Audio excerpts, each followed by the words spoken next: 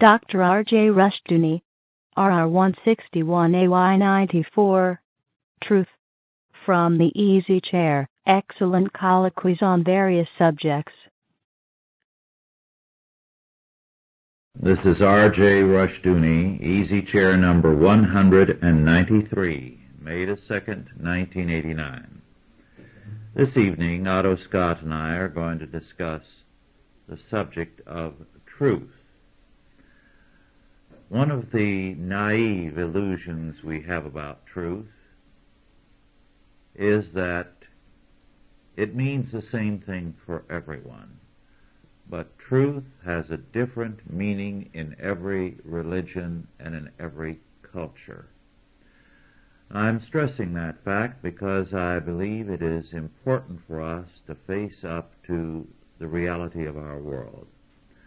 Now, I know that some of you feel rather depressed sometimes after listening to us, and I think that's good. One of the problems with Christians for a long time has been that they have not looked at the world around them. They have been irrelevant to the historical trends. And one of the healthiest and most needed things for Christians to do is, first of all, to look at the world around us, to understand the major motives and positions of our time, and then they are better enabled to do something about it. Now, as I said, truth has a different meaning in every culture. To cite a few examples, for the Greeks and for the Romans, the idea of truth was simply that, an idea, a concept, a form out there in space, an abstract form that gave substance to this world of ours. For Christianity, there was no question as to what truth is. Truth is a person, Jesus Christ. And it is the world and the factuality of that world as understood in terms of the triune God as creator and determiner of all things. Well, over the centuries, truth has had differing meanings. For example, for Immanuel Kant, truth was something in the mind of man, not something out there. It was what the mind conceived to be true. And Hegel framed it in these words: the rational is the real. So what your mind decides is right and true is therefore real and true.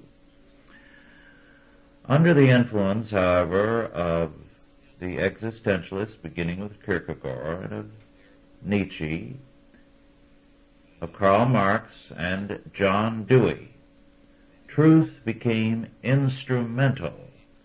In other words, truth is what works for you.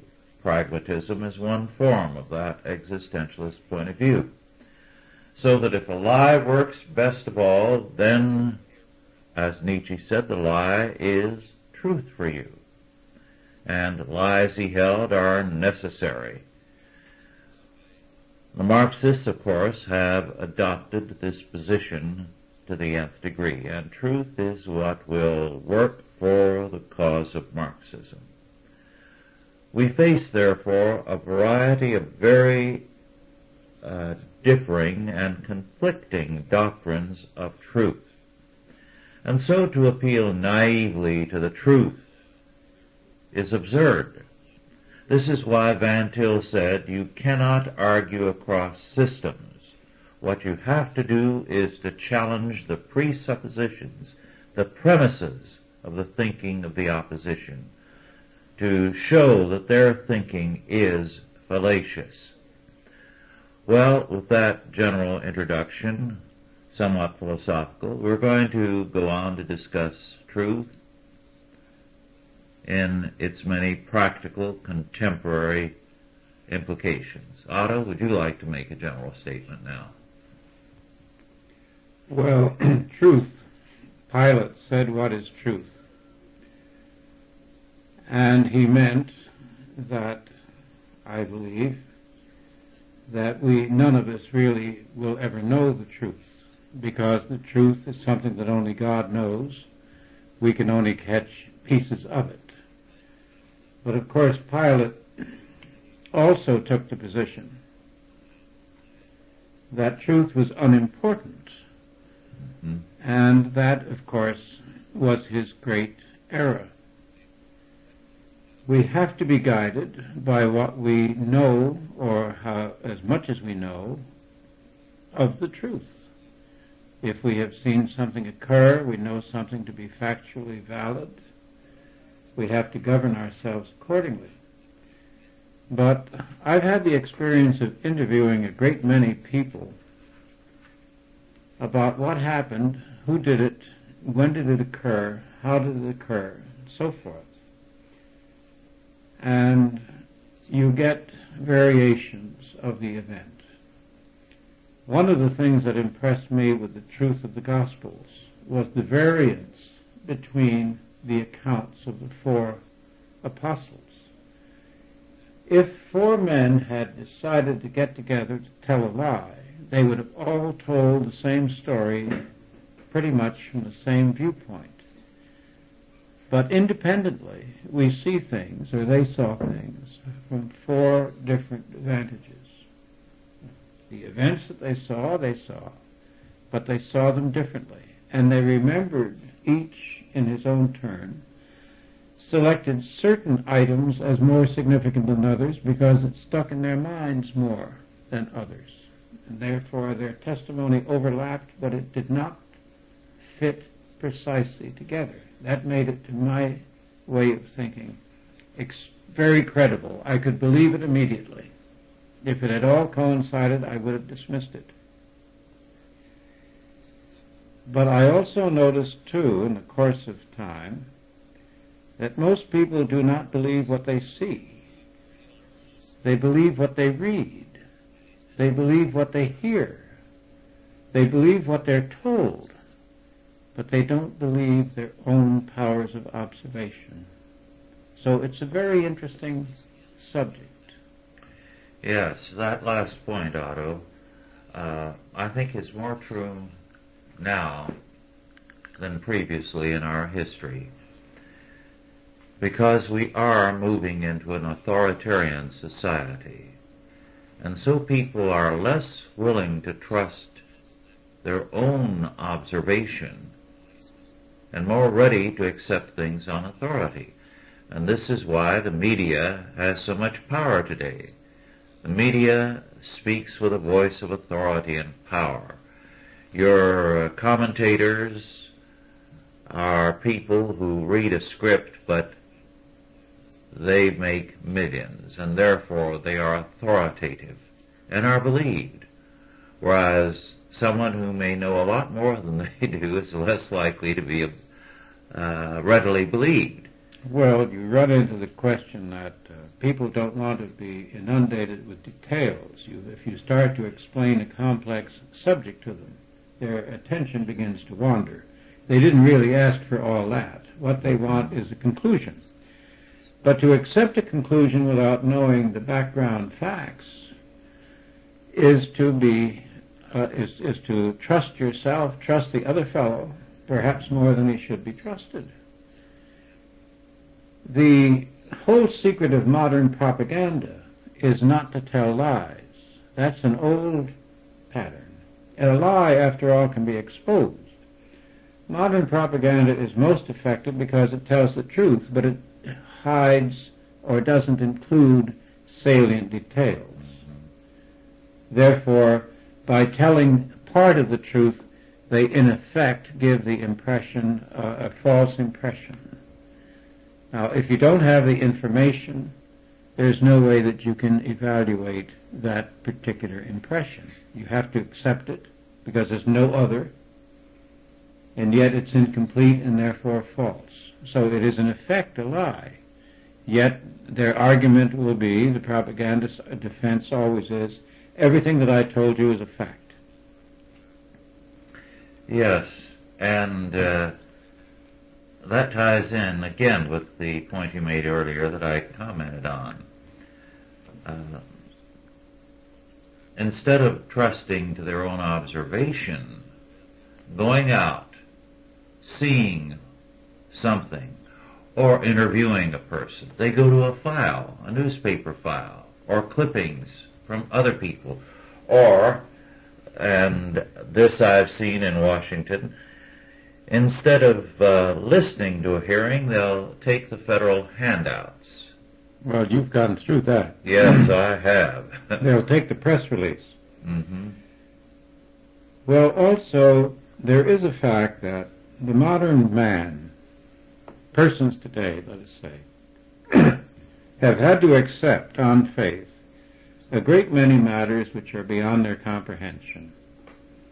The nuclear energy business, for instance, is beyond the comprehension of most of us. We don't know exactly how it is that these atoms are put together to create combustion and so forth. Science has carried us beyond our grandfather's time, so that the world is filled with proven mysteries, you might say. And therefore the average man has been bullied into abandoning his own powers of judgment by the presence of all these awesome specialists who speak special vocabularies and so forth. Now, as a reporter, I discovered through trial and error that I could report any subject, even subjects of which I was totally ignorant, provided I had access to the individuals in that area. Because it's obvious that if you have, let us say, 500,000 mathematicians in the United States, that mathematics are not beyond the reach of a person of normal intelligence. And if you find a practitioner who can explain the matter to you, you can cross-check what he has to say, and you can come up with a pretty good report of the state of the art. Yes, I want to go back to your point about bowing down to the authority of experts. And the role of the first atom bomb in creating that aura of authoritarianism, as though the world now was beyond our understanding.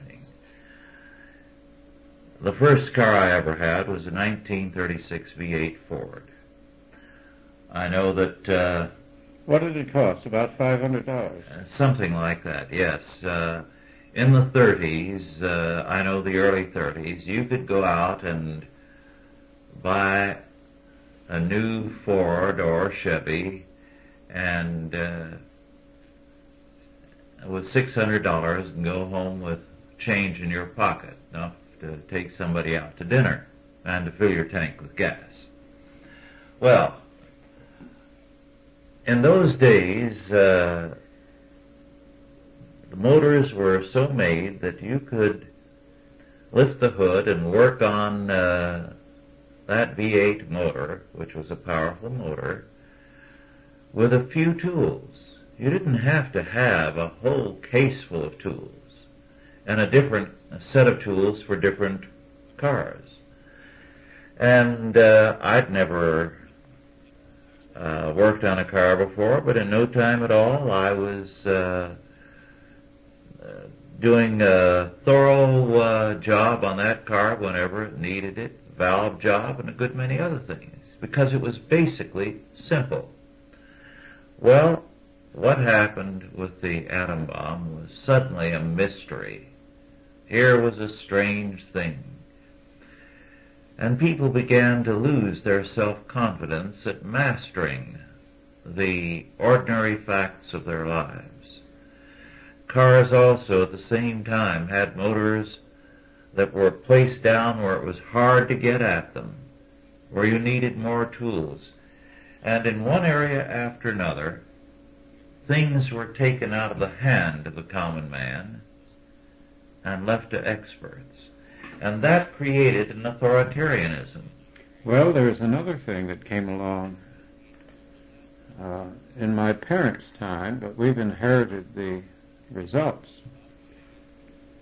The essence of there were two, as far as I could see, two angles to the Freudian school. One was that somebody else could analyze your motives better than you knew them yourself, which is a pretty tricky thing. And the other was the fact that nothing was as it seems. That although the man might have dove into an icy river to rescue a drowning child, it wasn't really heroism, he was showing off. Mm-hmm. Everything had a malignant motive, a selfish and material motive. So the selfish motive, the material motive, and the idea that you didn't understand your own motivations were the two pillars, you might say, of a whole new school of thought. And they shattered man's confidence in himself, because now everything that your conscious mind did or thought was suspect. That's right. You couldn't trust your own mind. Therefore, you couldn't use your own judgment. Your unconscious mind was infallible. Yeah, yes. Well, that put man in a bind. Well, it put modern man in a bind, in which he is still arguing, because the sociologists have picked up where the psychoanalysts introduced, and all the other ologies have pursued the same ground. And it's very interesting that the environmental theory comes out of this. Yes. The blame your parents school comes out of this. It's really the fault of my social conditioning and my background. I'm really a representative of my class. I'm not a person apart from my position in the world, and so forth. Incidentally, this afternoon there was a interesting dialogue on the air on Crossfire over the horrors that have been committed in Central Park, New York. And a writer from the Washington Post immediately brought up the social background of the criminals. And Pat Buchanan, it got quite fierce at points. Pat Buchanan came close to losing his temper and said to him, "Why have you never brought up the social background of the Nazis as an extenuation of their crimes?" Very good. And the man from the Washington Post absolutely caught his breath and said, "Well, that's an obscene comparison." And Buchanan said, "Why? The crime is the same." Yes. And it was an interesting point, because listening to that particular exchange, I thought, well, the man from the Post is absolutely a creature of stereotypes and cliches. Yes. He, by definition, assumes the innocence of any criminal black. He did not a godly black man, but a criminal black. He did not believe in the reality of evil. No. Now, we see evil all around. And Scott Peck wrote a book. I've forgotten the name of it now. I think it's Children of Evil. The first half of the book I thought was brilliant, because it consisted only of observations of everyday people whom he came in contact with. I think one of the first cases was a couple who came to him for advice. And he asked the man a question, his wife answered. He asked the man another question, and his wife said, "I've already explained that to you." And things went on in that vein. And the more he dealt with the two of them, the more he realized that this poor man was in the hands of his enemy. Yes.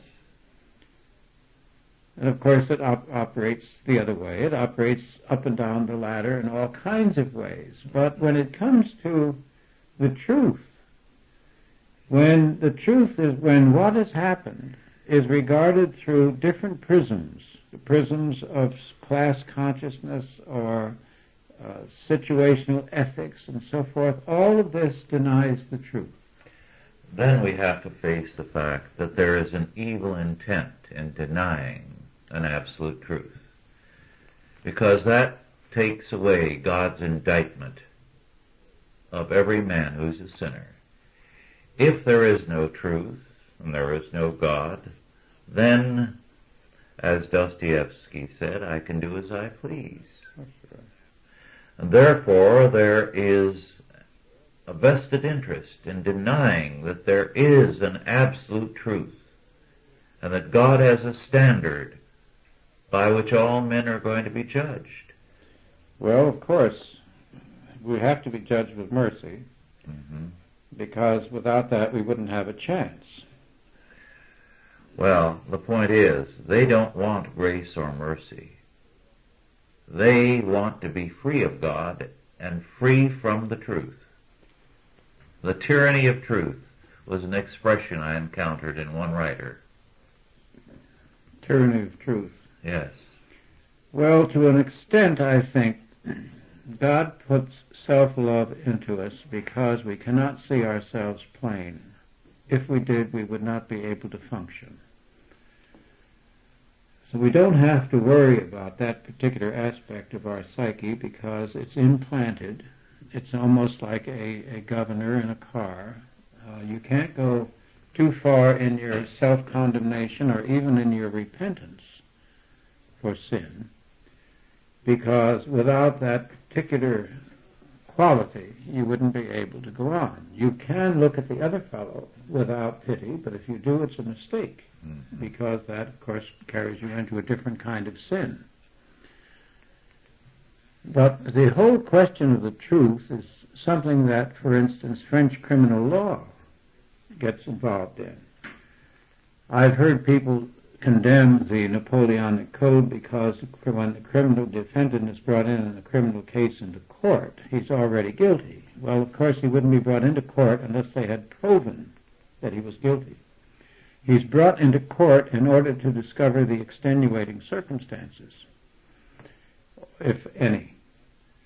In some cases, there aren't any. In some cases, there are.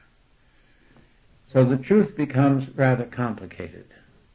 And this, I think, is one of the reasons why so many people despair of its reality. But the whole concept of justice, of criminal law, would perish if we didn't believe in a good or evil, right and wrong, truth or falsity. Well, we have abandoned that in the United States. Well, we are certainly in the process of it, yes. I think we have abandoned it. I know that the Supreme Court has turned loose men whom they know to have been guilty of murder, and a murderer is an enemy of the people. And yet they've done it because the process by which he was convicted was incorrect. I believe the paper today reported on the fact that Gacy, the man in Chicago who had killed 33 boys, his conviction has been overturned on a technicality. What does that mean? It means he will have to be retried or turned loose. That's incredible. Yes. Well, that, of course, is unjust. Yes. In fact, his existence is an injustice. Yes. He should have been executed. But you see, the Supreme Court has no conception of any godly doctrine of truth, of good and evil, right and wrong. Well, then you get back to the old historic formula of a civilization in trouble. And the argument was that when a civilization reaches a certain complexity, when it gets so complicated the average man can no longer see the workings of justice, it is in deep trouble, because what you cannot rationalize cannot be defended, and what you cannot defend cannot be maintained. The government of the United States is placing itself in a perilous position. Yes. It will collapse if it doesn't have the faith of the people. Now, right now, less than half our qualified citizens vote. And the reason they don't vote is because they see no change for the better in the government. Now, of course, this means, if you look down the road a little bit, two things. It means that In a crisis, the government will have no basis of mass support. And it also means, looking down the road, that the people will undertake summary justice according to their own lines. Very few people, when they deal with the fall of Rome, bother to look into what happened to the courts, to the fact that people could no longer expect justice from a Roman court. There were endless delays, and then instead of things being decided in terms of good and evil, they were decided in terms of totally extraneous factors. As a result, the people of Rome no longer had any faith in their own form of government. Even the non-Christians, in fact, to a great extent, they were the most distrustful. It's an ironic fact that the Christians who were being bitterly persecuted were more ready to take a naive and trusting attitude towards the Roman government if the Roman government would stop persecuting them. They thought in terms of good and evil. They thought in terms of a state that was concerned with justice. But the pagan Roman was totally cynical. He had no belief that Rome could give him anything but injustice and more taxes. Well, that was based upon experience. Yes. I wouldn't call that cynicism. That's plain common sense. If you don't know what's going to happen to you before you go into a court, if there's no way that you can reconcile the verdict of the court with the justice of the situation, it's not cynicism to say that the court's collapsed. Well, you see, that's the problem we face today, and that's why in these easy chairs we have to be sometimes rather plain-spoken. The Christians assume that the non-Christian has the same belief in right and wrong and good and evil, justice and injustice that he does. So he's ready to trust the world to provide him with justice. He doesn't understand it. He thinks it's an exception if he gets clobbered in a court and that he got injustice. But the system, he never doubts, basically.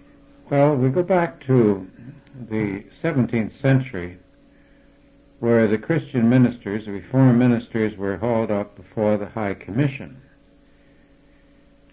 And that situation, which was very similar to a congressional hearing today, you had to swear to take an oath and answer truthfully before you knew what you were going to be questioned about, was finally set back by a series of intellectual responses on the part of very brave Christian spokesmen, which I think would be worth reviewing. Yes. Maybe you ought to write on this, Otto, sometime soon, because we do not appreciate the challenge that those pastors, those lay believers, issued to the whole system of the Roman Empire. I'd like to turn the subject to a book that was published a few years ago, Otto, and I'm looking now at the American Scholar, the summer 1986 issue. This is the Phi Beta Kappa magazine. And there is an article in this particular issue by Roy A. Rappaport, a professor of anthropology at the University of Michigan. He is the author of a couple of books and is president, or was at the time that this was written, of the American Anthropological Association. And this article, which is quite a long one, takes up a good deal of this particular issue. Something like over 30 pages, 35 pages. It's about Dr. Derek Freeman, the Australian scholar who wrote a book on Margaret Mead, demonstrating that her book on coming of age in Samoa was fiction, not reality. Margaret Mead wanted to prove that if children were allowed to indulge themselves sexually from their early years on, it would produce a free and happy society. Her ideas caught on. She must not have had much experience. No. But she went to Samoa and sat in a room and wrote a book about a people she didn't bother to spend time with. It was fiction from start to finish. But now, the whole of the American Anthropological Association apparently regarded the book as an attack on them because they bought the Margaret Mead thesis. And Dr. Rappaport entitles his article, Desecrating the Holy Woman, Derek Freeman's Attack on Margaret Mead. The Holy Woman, of course, is Margaret Mead. And the thesis, very seriously advanced, is that life moves in terms of myths. There is no such thing as truth, apparently, myths. And he says, I'm not applying for a special exemption for anthropology from falsification, although that's exactly what he is doing. What he says is that as against the old eugenic myth, a new myth was needed, a myth that would give freedom. Of course, the freedom it gave was for the sexual revolution, AIDS, homosexuality, abortion, and so on. And so, he says, coming of age in Samoa stands up to the test. That's a good myth. It's a good myth. Therefore, it's an important scientific work. So mythology now constitutes good science. Well, it always has, but that's the first time that I've heard of anyone admitting it. Well, listen to what he says. A pioneering work in culture and personality, Mead's study was sensitive and filled with insight, even if unidimensional. Not so much incorrect as thin and in need of enrichment. It did make a modest contribution to Samoan ethnography. The main lessons Mead drew from her ethnography for American society, or even for humanity as a whole, have borne up better. So he says, her position was and remains better science than her predecessors, and better myth. Matters might not have been so clear in the first decades of the century, but the results are in now, and from the end of the century we can see where both myths led, and so on. This is the concluding paragraph. It's work being done, Mead's Samoan revelation, and her exegesis of it are fading from the American mythos. It will be replaced by other texts, of course. The world is always full of candidates for canonization, and the choice, if choice there is, for any individual or society is not between myth and no myth, but among accounts contending for mythic status. We will be well served if those we choose are as humane and liberating as the text Mead gave us. End of quote. So, a lie is liberating. Falsification of scientific data is liberating. Now, that's the pass we've come to in our society when this passes for science and is in the Phi Beta Kappa magazine. Well, we wonder if he would have enjoyed the myth as much if somebody spoke about his mother as totally liberated. Yes. But these are people who I get that particular magazine. I don't journal. I don't read it thoroughly all the time, just from time to time. Yeah, as you know, the Phi Beta Kappa is a sort of a academic Mensa society. And they take themselves very seriously. They really believe that they're among the intellectual nobility. Mm-hmm. And the whole academia is suffused with this sort of sophistical nonsense. Yes. Margaret Mead, we knew casually in New York, and she looked like everybody's Aunt Liz, but didn't behave that way. And she was as intolerant as any liberal I've ever run across. She ran a film once in St. Luke's where we were attending, which is in Greenwich Village. She ran a film and she showed a Japanese family in the hot tub. They had a different name for it, the bath or whatever. And she contrasted that with a Canadian family that was exchanging presents at Christmas. And she commented on the fact that Canadians were all dressed. That was a sin. And, well, she felt that it showed the lack of warmth as compared with the great intimate warmth and so forth of the Japanese. And I thought, well, it's a good thing she doesn't know any Japanese, because I've been across the Japanese, and we didn't find them to be very warm people, particularly. Except out of the bath, that is.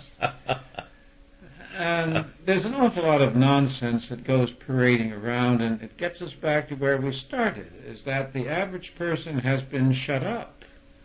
He's been absolutely gagged by the argument that you have no right to pass judgments on these matters unless you have an advanced degree in the subject. And if you're a freeman and have an advanced degree and a better one, you're still not acceptable if you contradict the majority.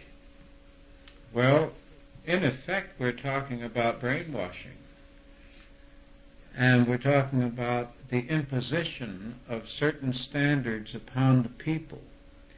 Now, this began, you did a very good job. I've always liked the messianic character of American education when you talked about the beginnings of the imposition of doctrinaire ideas upon the American mind in the 1840s.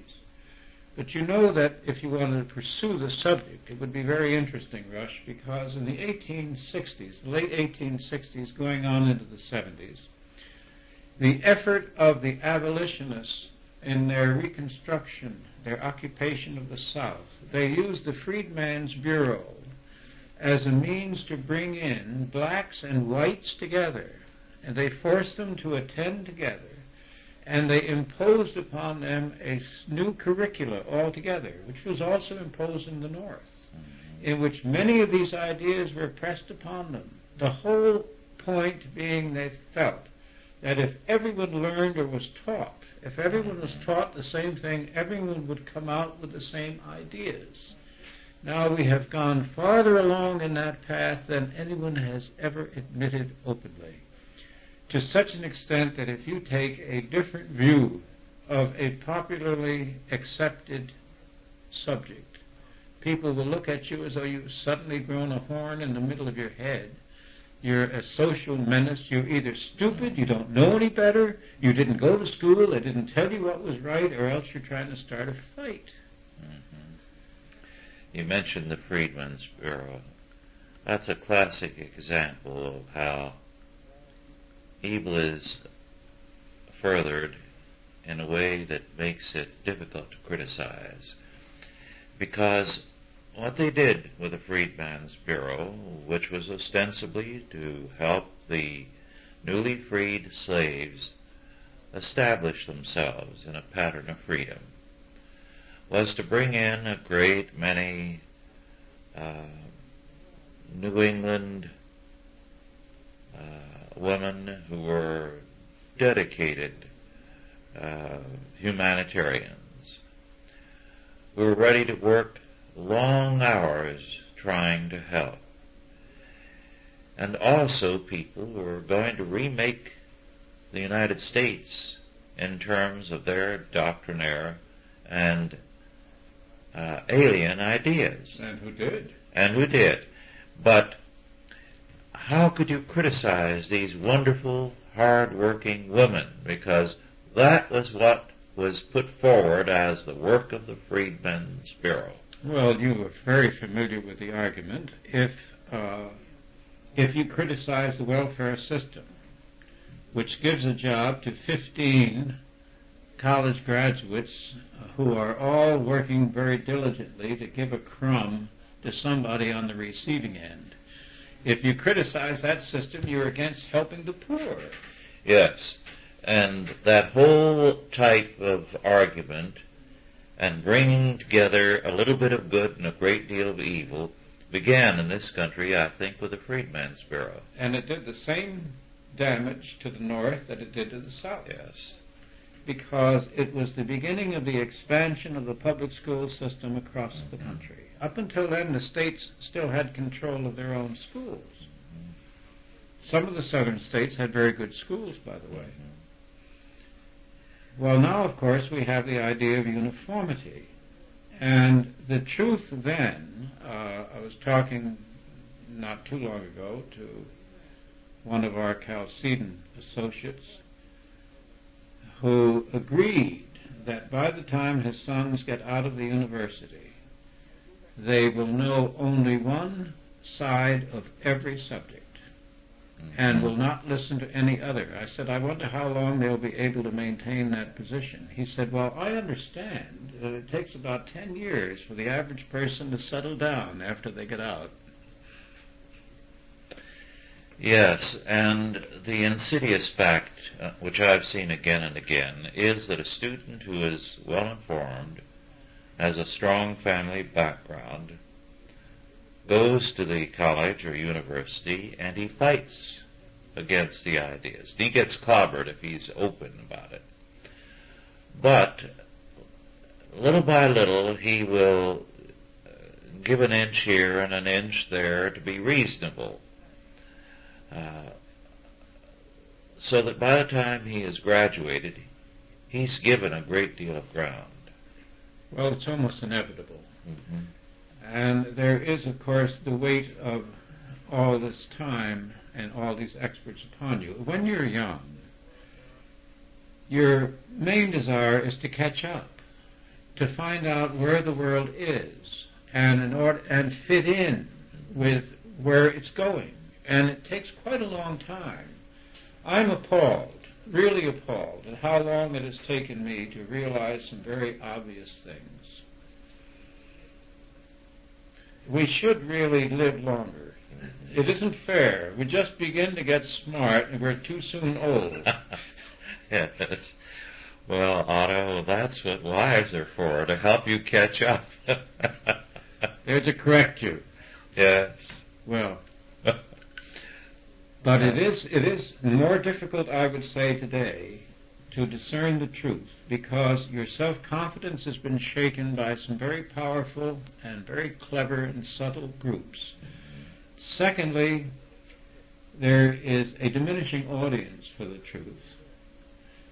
I've lost my New York publisher because I understand now that Athenaeum will no longer publish corporate histories unless they take an assaultive position against the company that they're going to write about.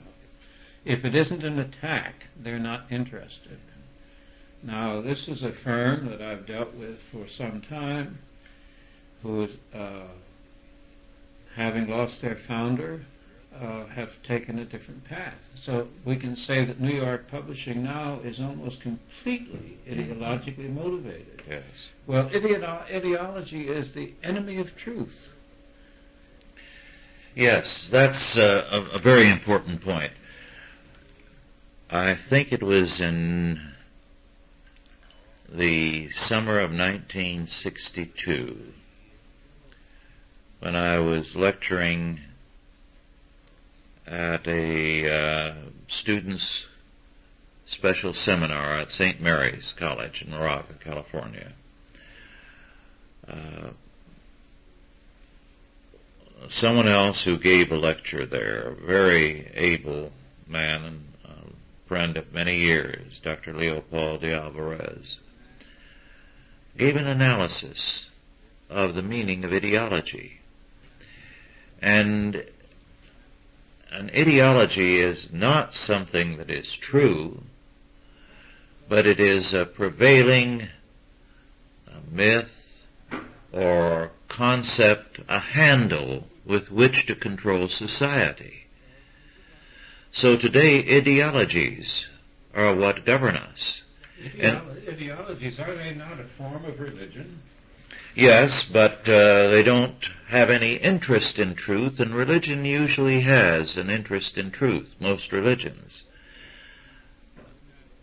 And what happens when an ideology is advanced is that everyone who varies from the pattern is going to be treated with scorn and with ridicule because they are challenging the ideology. Well, anyone who contradicts the liberal ideology is, you know, a fascist. Mm-hmm. Because they're doing it for racial reasons.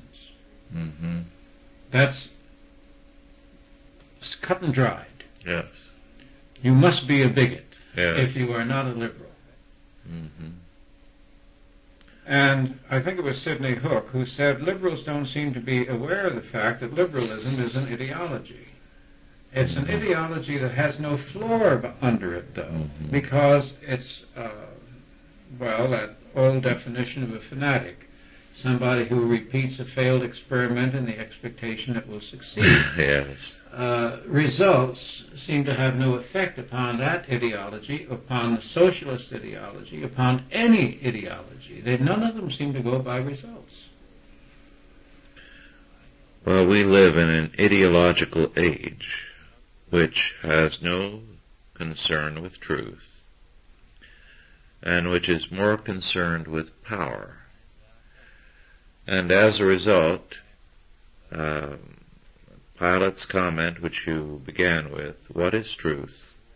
As Bacon said, he did not wait for an answer. That's the attitude that prevails today. Well, we do know from history, and we know from the Bible, that whenever men or groups of men or nations or empires embark upon these particular fallacies, that they are in for a difficult time. But never does everyone fall with the empire. The individual who holds on to his values will outlive all the outlaws. Mm-hmm. And I think that's very important. Yes. And there is a justice in the world. One of the interesting things, some years ago, I was concerned about the life of Samuel Insull. Insull, during World War I, had been one of the major propagandists against Germany, and in promoting all the myths that were applied to the Germans, the Huns, who massacred children and cut the breasts off of women and that sort of thing. Things that had happened in a particular place in Africa among some savage tribes were taken, the specific episodes, and applied systematically to the Germans. Durkheim led off with this in France, the sociologist, Emile Durkheim.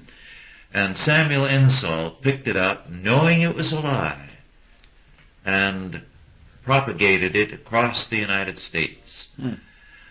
Well, Insull became the target of a similar lying campaign. Against himself. Against himself. And when he was doing something for the good of the country, he became the target of a similar attack. And this is what happens when you deny the validity of truth Well, sooner or later you pay a price. You pay a proportionate price, and you pay in kind. Mm-hmm. And this is very biblical. Yes. And unerring. If you recall at the Secret Six, Yes. looking into the six abolitionists, where Emerson said, "I want to be a transparent eyeball," early on in his career, and at the end of his life had aphasia. He could not remember one word after another, and he became, in fact, incapable of speech, incapable of writing, but he was still healthy. He could still walk around. All he could do was to see, to look. He became a transparent eyeball. It was uncanny. Every one of the six paid an appropriate price at the end of his life for his attitudes. And I'm sorry to say that, in a way, sorry, in a way not. We all pay proportionately and appropriately. Mm-hmm.